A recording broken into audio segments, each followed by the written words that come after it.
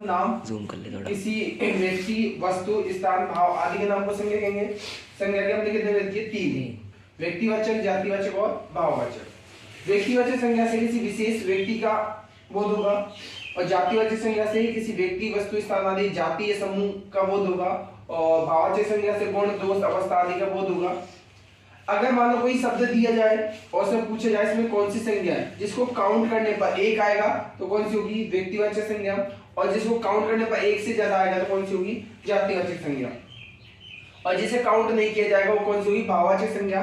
इसके बाद बात करेगा नदी, पहाड़, गंगा, अरावली, बचपन, बुढ़ापा, इनमें दिया जाए कि कौन सी संज्ञा है, तो नदी है, इसको काउंट तो किया जा सकता है, ये काउंट करने पर क्या आएगा? एक से ज्यादा, तो ये कौन सी होगी? हमारी जातिवाचक संज्ञा।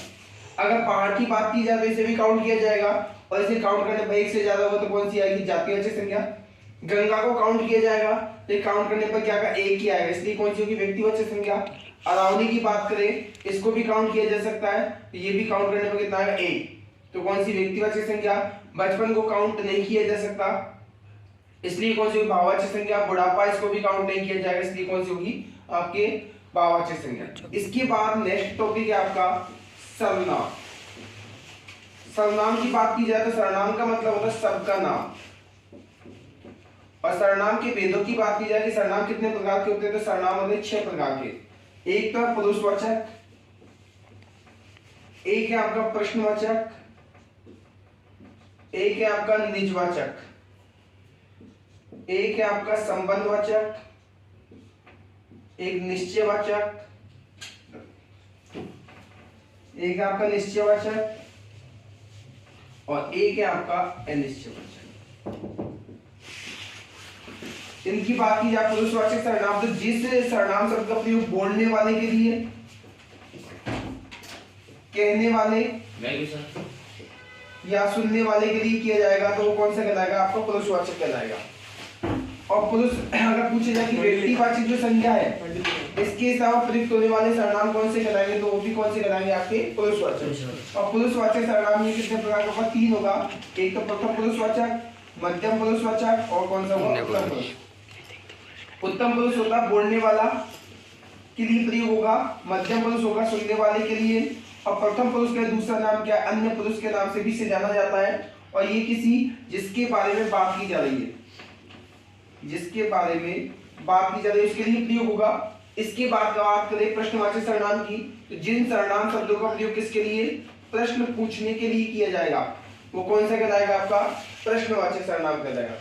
और जिन सर्वनाम शब्दों का प्रयोग करता स्वयं के लिए करेगा वो कौन सा कहलाएगा? आपका निजवाचक। और जिन सर्वनाम शब्दों का प्रयोग 2 वाक्यों में या बात करें तो 2 शब्दों में संबंध बताने के लिए जब प्रयोग किया जाएगा तो कौन सा कहलाएगा? आपका संबंधवाचक सर्वनाम कहलाएगा। और जिन सर्वनाम शब्दों का प्रयोग निश्चित संज्ञा का बोध कराने के लिए प्रयोग किया जाएगा वो कौन सा कहलाएगा? निश्चयवाचक। और जिन सर्वनाम शब्दों का प्रयोग अनिश्चित संज्ञा का बोध कराने के लिए किया जाएगा वो कौन सा कहलाएगा? आपका अनिश्चयवाचक। इसके बाद बात करें हम विशेषण की। विशेषण का मतलब होता है विशेषता प्रकट करना। तो संज्ञा और सर्वनाम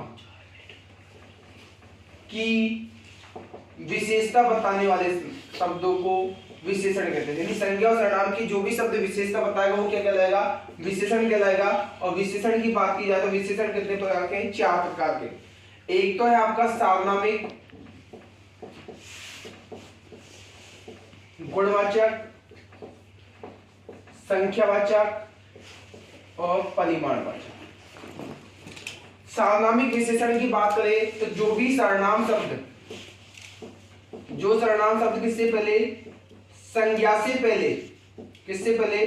संज्ञा से पहले प्रयोग होगा वो कौन सा कहलाएगा? आपका सार्वनामिक विशेषण। इसके बाद बात करें गुणवाचक की, तो जो भी विशेषण शब्द आपका गुण, दोष, अवस्था, रूप, रंग आदि संबंधी विशेषता बताएगा तो वो कौन सा कहलाएगा? आपका गुणवाचक विशेषण कहलाएगा। संख्यावाचक विशेषण की बात करें तो जो भी विशेषण आपकी संख्या संबंधी विशेषता बताएगा वो कौन सा कहलाएगा, संख्यावाचक कहलाएगा। और संख्यावाचक विशेषण है ये भी दो प्रकार का होगा, एक तो होगा आपका निश्चित संख्यावाचक और एक होगा आपका अनिश्चित संख्यावाचक। इसके बाद परिमाण की बात करें तो परिमाण होगा वो आपके नापतोल संबंधित विशेषता का बोध कराएगा और ये भी आपका दो प्रकार का होगा, एक तो होगा निश्चित और एक होगा आपका अनिश्चित। इसके बाद बात करें विशेष्ट की बात करें जिसकी विशेषता प्रकट की जाती है, जिसकी विशेषता प्रकट की जाती है उसे विशेष्य कहेंगे। और एक है आपका प्रविशेषण या इसको ही प्रतिविशेषण के नाम से जाना जाता है। अगर इसकी बात की जाए तो आपका होगा विशेषण की विशेषता बताने वाले शब्दों को, विशेषण की विशेषता बताने वाले जो भी शब्द होंगे उनको क्या कहेंगे हम, प्रविशेषण या प्रतिविशेषण कहेंगे। ये था आपका संज्ञा सर्वनाम और विशेषण का टॉपिक।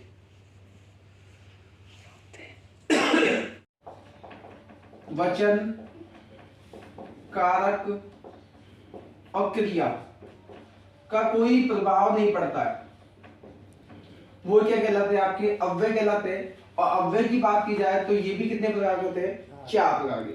अगर एक की बात की जाए नंबर 1 की तो ये होता नंबर 1 क्रिया विशेषण। नंबर 2 की बात की जाए तो संबंध बोधक। और नंबर 3 की बात की जाए तो समुच्चय बोधक। और नंबर 4 की बात की जाए तो ये होता आपका विषमवादी बोधक। ये 4 प्रकार के आपके होते हैं अव्यय, ठीक है। तो जिन पर लिंग, वचन, कारक, क्रिया का कोई प्रभाव नहीं पड़ेगा अव्यय कहलाएंगे। अव्यय का दूसरा नाम पूछा जाता है अविकारी है। ये पूछे जाए कितने प्रकार के, 4 प्रकार के, क्रिया विशेषण, संबंध बोधक, समुच्चय बोधक और विषमवादी बोधक। अब बात करें हम क्रिया विशेषण की, तो क्रिया विशेषण की बात करें तो क्रिया की विशेषता बताने वाले शब्दों को, क्रिया की विशेषता बताने वाले शब्दों को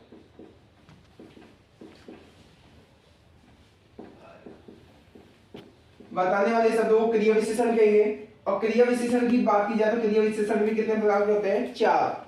कुछ लोग इसको 10 भी मानते हैं, लेकिन वैसे होते कितने प्रकार, 4। नंबर 1 है आपका रीतिवाचक क्रिया विशेषण, नंबर 2 है कालवाचक क्रिया विशेषण, नंबर 3 है आपका स्थानबोधक क्रिया विशेषण और नंबर 4 है आपका परिमाणवाचक क्रिया विशेषण। जहां पर क्रिया के होने के रीति, ढंग या तरीके का पता चलेगा तो वो कौन सा कहलाएगा, आपका रीतिवाचक क्रिया विशेषण। और जिसे क्रिया के होने के समय का बोध होगा वो कौन सा कहलाएगा, कालवाचक। और जिसे क्रिया के घटित होने के स्थान का बोध होगा वो कौन सा कहलाएगा, स्थानवाचक क्रिया विशेषण कहलाएगा। और जिससे क्रिया के होने के नापतोल संबंधित विशेषता का पता चलेगा वो कौन सा कहलाएगा, आपका परिमाणवाचक क्रिया विशेषण। इसकी पहचान के लिए आपको कैसा, कैसी या कैसे लगाकर प्रश्न करना है। अगर उसका आंसर आपको मिल जाएगा तो कौन सा होगा, रीतिवाचक क्रिया विशेषण। कब लगाकर प्रश्न करोगे और उसका आंसर मिल जाएगा तो कौन सा होगा, कालवाचक। कहां लगाकर प्रश्न करोगे, इसका आंसर मिलेगा तो कौन सा होगा, स्थानवाचक। और कितना, कितनी या कितने लगाकर प्रश्न करने पर अगर आंसर मिलेगा तो वो कौन सा होगा, आपका परिमाणवाचक क्रिया विशेषण होगा। इसके बाद हम बात करें नेक्स्ट टॉपिक की, तो क्रिया। क्रिया की बात करें तो जिनसे किसी काम का, जिन शब्दों से किसी काम का करना या होना पाया जाता है उसे क्रिया कहेंगे। और क्रिया के सामान्य भेदों की बात की जाए तो 2 प्रकार के होंगे। अगर आपसे पूछा जाए कर्म के अनुसार क्रिया के कितने भेद हैं तो अभी आपको 2 ही करने हैं। नंबर 1 है सकर्मक क्रिया और नंबर 2 है आपके अकर्मक क्रिया। अगर बात करें जिन क्रियाओं के साथ में, से का मतलब साथ में क्या होगा, कर्म होता है या कर्म पाया जाएगा वो सकर्मक होगी। और जिनके साथ में कर्म नहीं होता है वो कौन सी होगी, आपकी अकर्मक क्रिया। परिभाषा की बात करें तो जिस क्रिया का फल कर्ता पे न पड़ के किस में पड़ेगा, कर्म पर, तो सकर्मक। और जिस क्रिया का फल कर्म पर न पड़ेगा किस में पड़ेगा, कर्ता पर, वो कौन सी होगी, अकर्मक। सकर्मक क्रिया के भेदों की बात की जाए तो ये भी दो प्रकार की होती है, एक तो एकर्मक और नंबर 2 द्विकर्मक। जिसमें एक कर्म पाया जाएगा वो एक कर्मक, और जिसमें दो कर्म होंगे द्विकर्मक। अगर कोई वाक्य दिया जाए और आपसे पूछा जाए कि इस वाक्य में कौन सी क्रिया है, जैसे मोहन पुस्तक पढ़ता है, ये आपको वाक्य दे रखा है, इस तरीके से वाक्य देकर क्रिया पूछी जाए तो आपको क्रिया से पहले क्या लगाकर, क्या या किससे लगाकर प्रश्न करना है। अगर इसका आंसर मिल जाएगा तो क्रिया कौन सी होगी, सकर्मक। जैसे हमने यहां प्रश्न किया क्या पढ़ता है, तो यह आंसर आया कि पुस्तक पढ़ता है, तो क्रिया कौन सी हुई, सकर्मक। अगर हमने यहां लिखा कि मोहन हंसता है, यह प्रश्न किया क्या हंसता है, तो कोई आंसर नहीं आया, इसलिए क्रिया यहां पर कौन सी होगी, आपके अकर्मक क्रिया होगी। इसके बाद अगर मान लो काल के अनुसार क्रिया पूछी जाए तो काल के अनुसार क्रिया के 3 भेद होंगे। एक तो होगी वर्तमान कालिक क्रिया, नंबर 2 होगी भूतकालिक क्रिया, और नंबर 3 की बात की जाए तो भविष्यकालिक क्रिया होगी।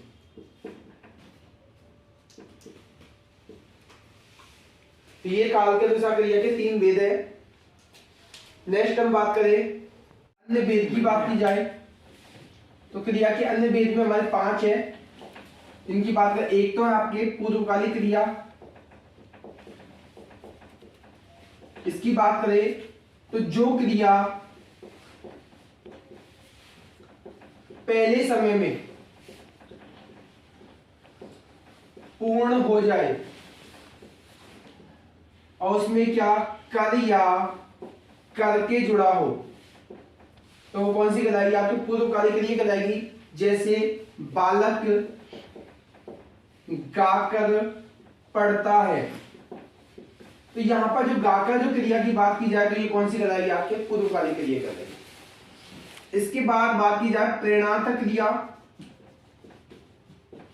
किसी का दूसरा नाम इसे आज्ञार्थक क्रिया के नाम से भी जाना जाएगा। जिस क्रिया में कर्ता स्वयं कार्य न करके अपनी प्रेरणा के माध्यम से किसी दूसरे व्यक्ति से का अपनी प्रेरणा के माध्यम से दूसरे व्यक्ति से कार्य करवाता है, वो कौन सी कहलाएगी, आपकी प्रेरणार्थक क्रिया या आज्ञार्थक क्रिया के नाम से इसे जाना जाता है। जैसे अध्यापक छात्रों से पुस्तक पढ़वाता है।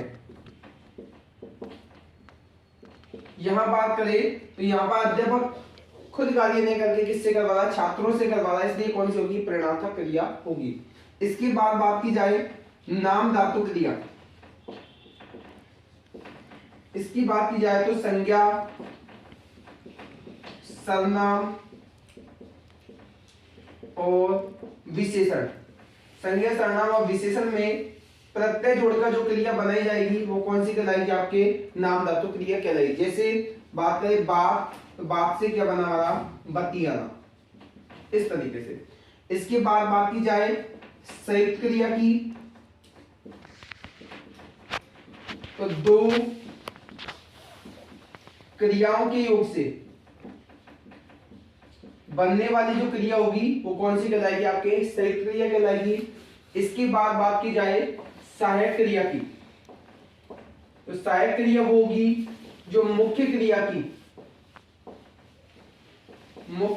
की सहायता करने वाली क्रिया, कौन सी कहलाएगी, सहायक क्रिया आपकी कहलाएगी। ये था आपका क्रिया का टॉपिक। वे शब्दांश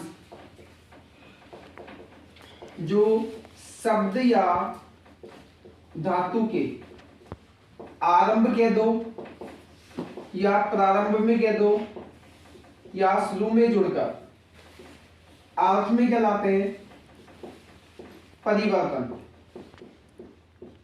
क्या कहलाएंगे, उपसर्ग कहलाएंगे। जैसे यहाँ पर एक शब्द दे रखा हार, ठीक है, इसका मतलब होता है हारना।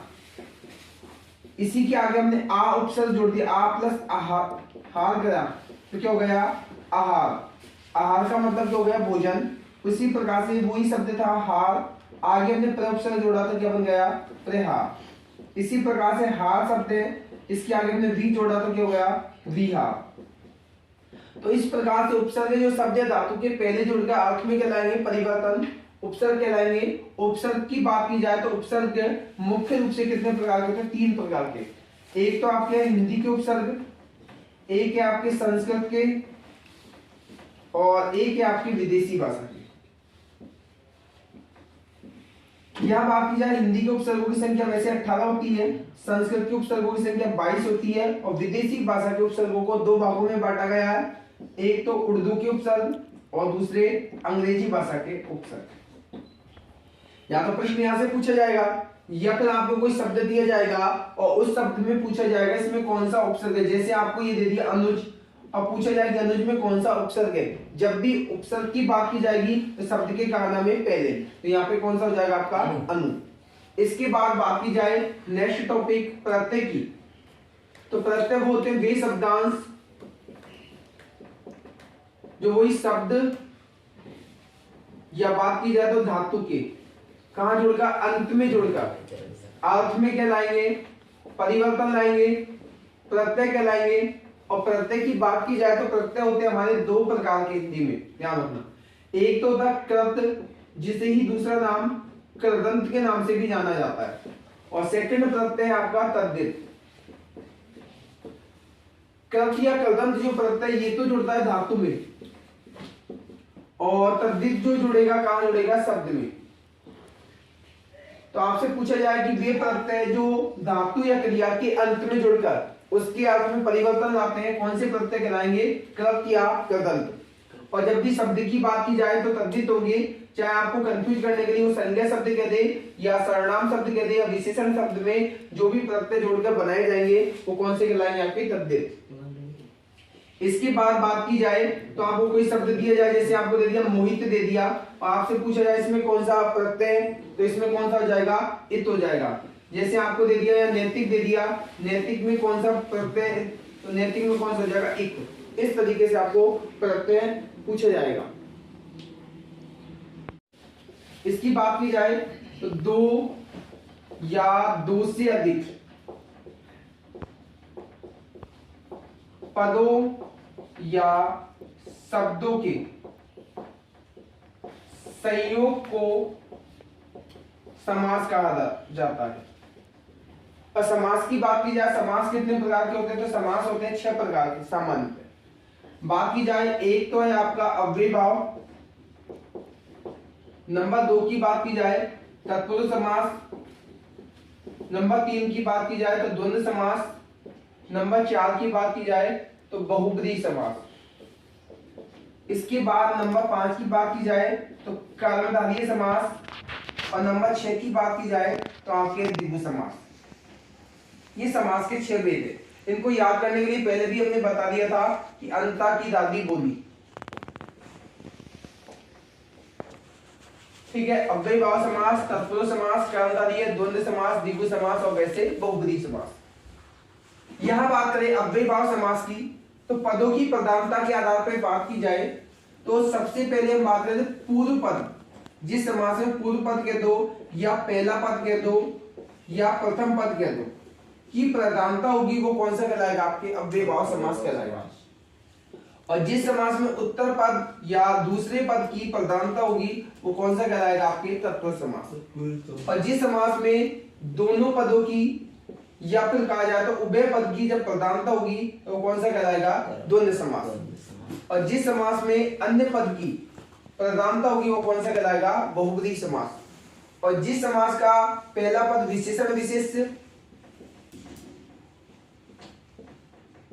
या फिर आपके उपमान उपमेय होगा तो वो कौन सा कहलाएगा, आपके कर्मधारय समास कहलाएगा। और जिस समास का पहला पद संख्यावाची होगा तो वो कौन सा कहलाएगा, आपका द्विगु समास कहलाएगा। अगर आपको कोई एग्जाम्पल दिया जाए और उससे पूछा जाए इसमें कौन सा समास है, तो पहचानने का तरीका ये रहेगा, अगर शब्द के पहले हमें उपसर्ग या अव्यय पद दिया जाए तो वहां पर कौन सा होगा, आपका अव्यय भाव समास होगा, जिसमें विभक्ति चिन्हों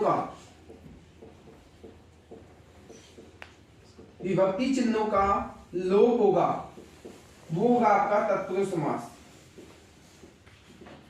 और जिस समास में आपको योजक चिन्ह दिया जाए या दोनों पदों की प्रधानता कहा जाए या और पद का लोप हो, और पद का, तो वो कौन सा होगा आपका द्वंद्व समास। और जिस समास में अन्य पद या बोले तो वीआईपी हो, तो वो कौन सा कहलाएगा, आपका बहुब्रीहि समास। और जिस समास में विशेषता या तुलना की जाए वो होगा आपके कर्मधारय समास। और जिसका पहला पद संख्यावाची हो या कहा जाए तो नंबर, तो कौन सा कहलाएगा, आपका द्विगु समास कहलाएगा। विग्रह करने की बात करें तो जब भी द्विगु समास का विग्रह किया जाए तो इसका विग्रह करने के लिए ध्यान रखना, संख्यावाची पद को हिंदी में लिखना है। इसमें हिंदी में लिखना है। उसके बाद में संज्ञावाची पद को किसमें लिखना है, बहुवचन बनाना है। और लास्ट में क्या लगा देना है, समाहार लगा देना, या फिर आपको का समूह, दोनों में से कोई सा भी आप एक लिख सकते हो। अगर द्वंद्व समास की बात की जाए तो द्वंद्व समास में आपको योजक चिन्ह को हटाकर क्या लगाना है, और लगाना है,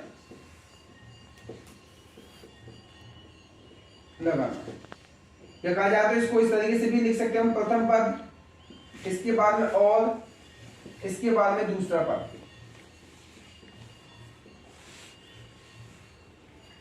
इसके बाद कर्मधारय समास की बात की जाए तो इसका विग्रह करने का तरीका ये रहेगा, पहला पद संख्यावाची था, अब यहां इसका विग्रह करना है तो सबसे पहले जो संख्यावाची पद है, संख्यावाची पद को हिंदी में लिखना है। उसके बाद में हमें लिखना है संज्ञावाची पद, और उसके बाद में आपको लगाना है का समूह। जैसे एग्जांपल की बात करें, यहां आपको दे दिया पंचवटी, ये आपको एग्जांपल दिया, पहला पद संख्यावाची है, इसके बाद दूसरा पद क्या, संज्ञावाची। तो संख्यावाची पद को हिंदी में लिखना, पंच का मतलब हो गया 5, या वट, मूल शब्द क्या वट, इसका बहुवचन बनाएंगे तो क्या बन जाएगा, वटो। और लास्ट में आपको क्या लगाना है, का समूह, क्या बन गया, 5 वटों का समूह। जैसे आपको आएगा चौराया, चौ का मतलब कितना होगा, 4, या मूल शब्द क्या दा है, बहुवचन बनाओगे दाहों, और का समूह। इस तरीके से आपको द्विगु समास का विग्रह करना है। अगर द्वंद्व समास की बात की जाए, जैसे आपको दे दिया दिन रात, इस तरीके से दिया जाए, इसका विग्रह करना हो तो आपको दिन प्रथम संज्ञा लिखनी है, उसके बाद में योजक चिन्ह दिया, इसको हटाना है, इसके स्थान पर क्या लिखना, और क्या, वाह, दिन और रात। अगर दो से अधिक संज्ञा हो, जैसे आपको दे दिया हाथी, घोड़ा, पालकी, इस तरीके से दो से अधिक संज्ञा कितनी हो तो आपको प्रथम संज्ञा हाथी, कौमा, घोड़ा और पालकी, यानी अंतिम जो संज्ञा है उससे पहले किसका प्रयोग करना है, और का प्रयोग करना है। अगर बात करें यहां कर्मधारय समास की, इसका विग्रह जब करना हो तो आपको विशेषण विशेष वाला एग्जांपल हो, जैसे आ गया लाल टोपी, ये दे दिया आपको, तो सबसे पहले विशेषण लिखना है, प्रयोग करने के लिए विशेषण, उसके बाद में लिखना आपको है जो, उसके बाद में लिखना आपको विशेष। जैसे यहाँ है लाल टोपी, लाल विशेषण है हमारा, इसके बाद में लिखोगे है जो, और उसके बाद विशेष क्या है टोपी, इस तरीके। जैसे आ गया हमारा सुंदर बालक है, सुंदर बालक, तो क्या बन जाएगा सुंदर है जो बालक। ठीक है, अगर उपमान और उपमेय वाले की बात की जाए तो सबसे पहले उपमान लिखना है, जैसे आएगा चंद्रमुख, तो बन जाएगा चंद्रमा के समान मुख। इस तरीके से आपको कर्मधारय समास का विग्रह करना है। इसके बाद तत्पुरुष समास की बात करें तो तत्पुरुष समास में किसका, विभक्ति चिन्हों का लोप होता है। विभक्ति चिन्ह जो हमारे कारक के जो चिन्ह होते हैं वो होते हैं कर्ता ने कलम को करण से संप्रदान के लिए या पदान से संबंध का की अधिकरण में पेपर संबंध, और कर्ता इसको कारक नहीं मानेंगे हम। देखो यहाँ पर जो हमारा कर्म से लेकर के अधिकरण जो कारक है यहां तक ही हमें मानने हैं। जैसे यहां बात करें हम ग्राम गत, यहां पर ले दिया जाए, इसका विग्रह करवाया जाए तो ग्राम को गत, तो यहां पर जो को चिन्ह है इसका क्या है, लोप है। ठीक है, तो ये समास उसी के नाम से जाना जाएगा जिस चिन्ह का यहाँ पर लोप होगा। को चिन्ह का लोप है तो को चिन्ह हमारा किस में आता है, कर्म में आता है, तो इसको हम नाम दे देंगे कर्म तत्पुरुष समास। जैसे और आया गुरु दक्षिणा, तो इसका बना गुरु के लिए दक्षिणा, तो यहाँ पर के लिए चिन्ह का लोप है, तो के लिए हमारा किस में तत्पुरुष में आता है, सॉरी आपका संप्रदान में आता है, तो इसको नाम देंगे संप्रदान तत्पुरुष समास।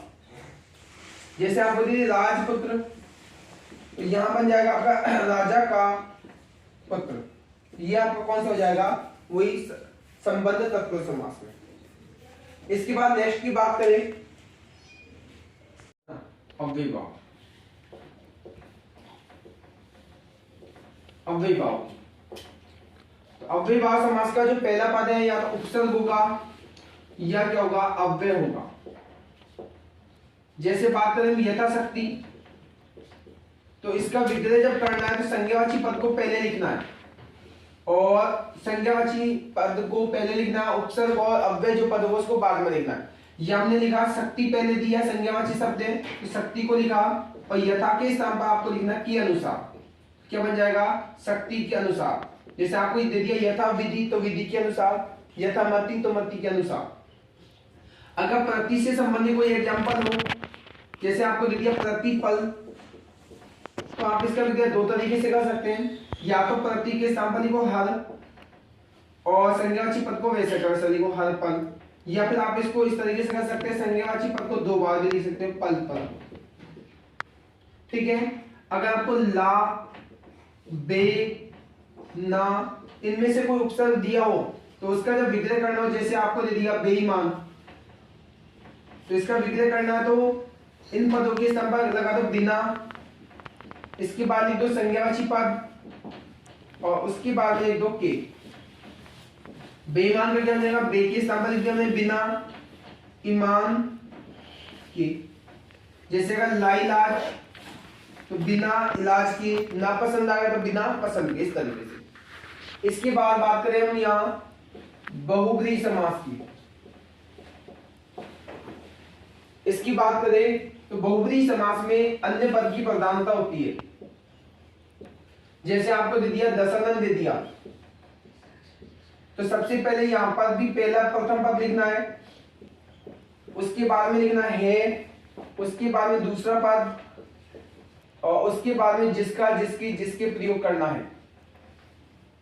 जैसे दशानन दे दिया आपको, दस है आनंद जिसके, और आपको पता हो किसी विशेष व्यक्ति के लिए जब प्रयोग किया जा रहा है तो उसका नाम आप कोष्टक में भी आप लिख सकते हो, जैसे रावण के लिए। जैसे आपको दिया एक दंत, तो एक है दंत जिसके, किसके लिए प्रयोग है, गणेश जी के लिए। तो इस तरीके से आपको समास करने हैं। तो संधि का टॉपिक है, इसकी बात करें तो दो वर्णों के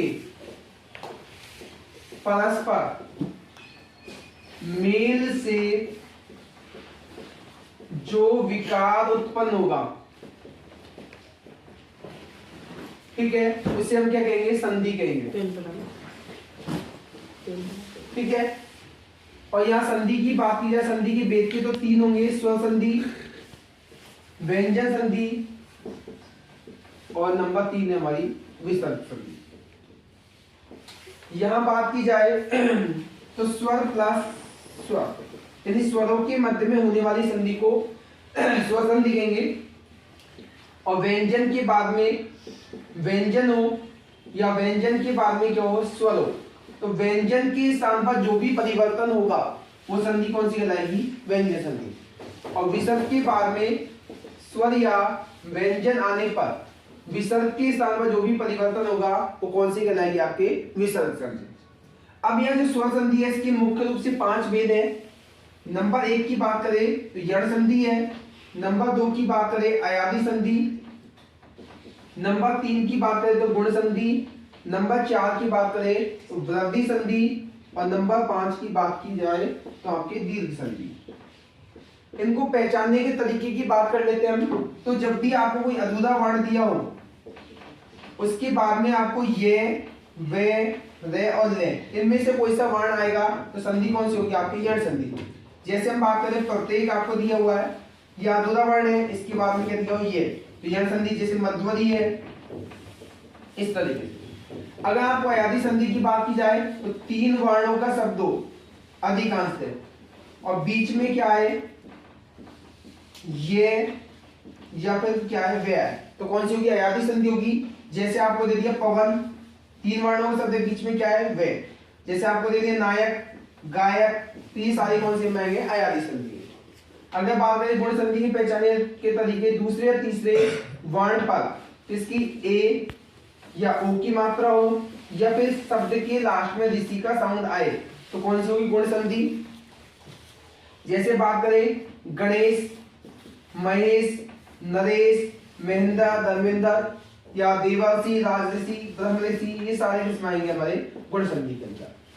अगर बात करें वृद्धि संधि की तो दूसरे या तीसरे वर्ण पर किसकी, ऐ की और किसकी मात्रा हो, औ की मात्रा हो, तो कौन सी होगी, वृद्धि संधि।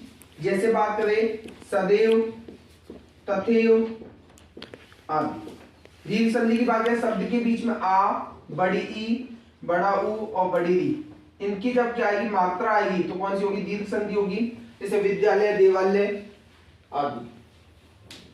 तो संधि का टॉपिक है, इसकी बात करें तो 2 वर्णों के परस्पर मेल से जो विकार उत्पन्न होगा, ठीक है, उसे हम क्या कहेंगे, संधि कहेंगे, ठीक है। और यहाँ संधि की बात की जाए, संधि के भेद के तो 3 होंगे, स्वर संधि, व्यंजन संधि और नंबर 3 है हमारी विसर्ग संधि। यहां बात की जाए तो स्वर प्लस स्वर, यानी स्वरों के मध्य में होने वाली संधि को स्वर संधि कहेंगे। और व्यंजन के बाद में व्यंजन हो या व्यंजन के बाद में क्या हो, स्वर हो, तो व्यंजन के स्थान पर जो भी परिवर्तन होगा वो संधि कौन सी कहलाएगी, व्यंजन संधि। और विसर्ग के बाद में स्वर या व्यंजन आने पर विसर्ग के स्थान पर जो भी परिवर्तन होगा वो कौन सी कहलाएगी, आपके विसर्ग संधि। अब यह जो स्वर संधि है इसके मुख्य रूप से 5 भेद है। नंबर 1 की बात करें तो यण संधि है, नंबर 2 की बात करें अयादि संधि, नंबर 3 की बात करें तो गुण संधि, नंबर 4 की बात करें तो वृद्धि संधि और नंबर 5 की बात की जाए तो आपके दीर्घ संधि। इनको पहचानने के तरीके की बात कर लेते हैं हम। तो जब भी आपको कोई अधूरा वर्ण दिया हो उसके बाद में आपको ये, वे, रे और ले, इनमें से कोई सा वर्ण आएगा तो संधि कौन सी होगी, आपकी यण संधि। जैसे हम बात करें प्रत्येक आपको दिया हुआ है, यह अधूरा वर्ण है, इसके बाद में क्या दिया हो, ये, तो यण संधि। जैसे मध्वरी है, इस तरीके से। अगर आपको अयादि संधि की बात की जाए तो 3 वर्णों का शब्द हो अधिकांश है और बीच में क्या है, ये या फिर क्या है वे। तो कौन सी होगी अयादी संधि होगी। जैसे आपको दे दिया पवन, 3 वर्णों के शब्द के बीच में क्या है वे। जैसे आपको दे दिया नायक, गायक, तो ये सारी कौन सी मानेंगे अयादी संधि। अगर बात करें गुण संधि की पहचाने के तरीके, दूसरे या तीसरे वर्ण पर इसकी ए या ओ की मात्रा हो या फिर शब्द के लास्ट में ऋषि का साउंड आए तो कौन सी होगी गुण संधि। जैसे बात करें गणेश, महेश, नरेश, महेंद्र, धर्मेंद्र या देवर्षि, राजऋषि, ब्रह्मऋषि, ये सारे किसमें आएंगे हमारे गुण संधि के अंदर। अगर बात करें वृद्धि संधि की तो दूसरे या तीसरे वर्ण पर किसकी आई की और किसकी मात्रा हो औ की मात्रा हो तो कौन सी होगी वृद्धि संधि। जैसे बात करें सदैव, तथैव आदि। दीर्घ संधि की बात करें शब्द के बीच में आ, बड़ी ई, बड़ा ऊ और बड़ी री, इनकी जब क्या आएगी मात्रा आएगी तो कौन सी होगी दीर्घ संधि होगी। जैसे विद्यालय, देवालय आदि। क्या आएगा व्यंजन हो या व्यंजन के बाद में क्या था स्वर वर्ण हो तो व्यंजन के स्थान में जो भी परिवर्तन कर रहे थे व्यंजन संधि थी। जैसे हम यह बात करें जगत प्लस ईस तो यहाँ ये व्यंजन वर्ण है, इसके बाद में स्वर वर्ण है तो यहाँ इसके स्थान में जो भी परिवर्तन होगा व्यंजन संधि, इसका क्या बन जाएगा आपका जगदीश। ठीक है। जैसे और भी बात करें सुप प्लस अंत है आपका तो क्या बन जाएगा सुबंत बन जाएगा। अगर मतलब और नियम की बात करें तो जैसे आपका आ गया हरिम वंदे तो क्या बन जाएगा हरिम वंदे। इस तरीके से ये आपकी है व्यंजन संधि। इसके बाद बात करें विसर्ग संधि की तो विसर्ग संधि में होगा जो विसर्ग के स्थान पे क्या होगा परिवर्तन। विसर्ग के बाद में क्या है स्वर या व्यंजन आएगा तो विसर्ग के स्थान पर जो भी परिवर्तन होगा। जैसे यहाँ गया आपका मुनि प्लस इति दे दिया आपको तो क्या बन जाएगा मुनिर इति। इस तरीके से आपको ये विसर्ग संधि जानी है।